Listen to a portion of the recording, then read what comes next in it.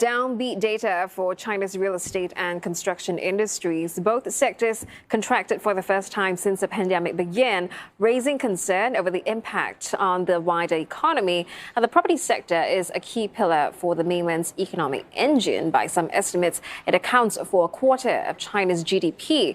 And third quarter real estate output shrank 1.6% on year. It's a reversal from the 7.1% growth in April to June. At the same time, output from construction slipped 1.8% in the third quarter as well. Also, its first decline since the first quarter of last year.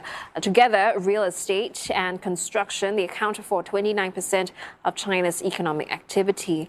The escalating debt crisis at China Evergrande has undermined consumer confidence and hurt transactions. Property sales have also taken a hit as Beijing wages a regulatory clampdown on the real estate sector, which includes tighter lending rules. The dismal data adds to yesterday's disappointing third quarter GDP print. China clocked in its slowest growth in a year. For more, the CEO of investment services firm Securities, Francis Leung, joins us from Hong Kong. Well, Francis, a contraction in two key pillars, the Chinese economy. How would this impact the global property market and the commodities used in these sectors? The real estate market and the construction industry in China are now in dire straits. Ever since President Xi came to power, he always said properties are not for speculation, they are for people to live in. So he doesn't like property speculation, but the fact is, in the major cities, the first-line cities like Beijing, Shanghai, and Shenzhen, property prices have soared so much that ordinary people cannot afford it, and that created a lot of dissatisfaction. So the government introduced the 3 red lines more than a year ago, and then clamped down on lending, on bank lending to the real estate sector.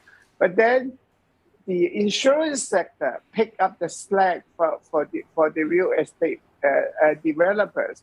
Then one of the developers went under, and then it has a cascade effect, and finally it hit the Evergrande and several others. So I think the government must do something to really to ease the restrictions. Otherwise, I think that the property sector is coming for a major fall. Yeah, and Francis, we know the construction sector is a big employer in China. So would a continued shrinkage lead to rising unemployment? And what is the impact of this outside of China? Well, I think number one, the construction sector is number one user of steel. And of course, China imports half of the global supply of iron ore from Australia and Brazil and everything and globally. So if the construction industry in China sink into a recession, I think the first thing to be hit will be the iron ore prices, and then followed by aluminum and others. So I think it will have a major impact on the global commodities market. And Francis, slowing economic growth in China, but rising raw material prices. So should investors be concerned about the prospect of stagflation? Yes, that is a very real scenario right now because of the production bottleneck. People cannot get hold of an iPhone 13.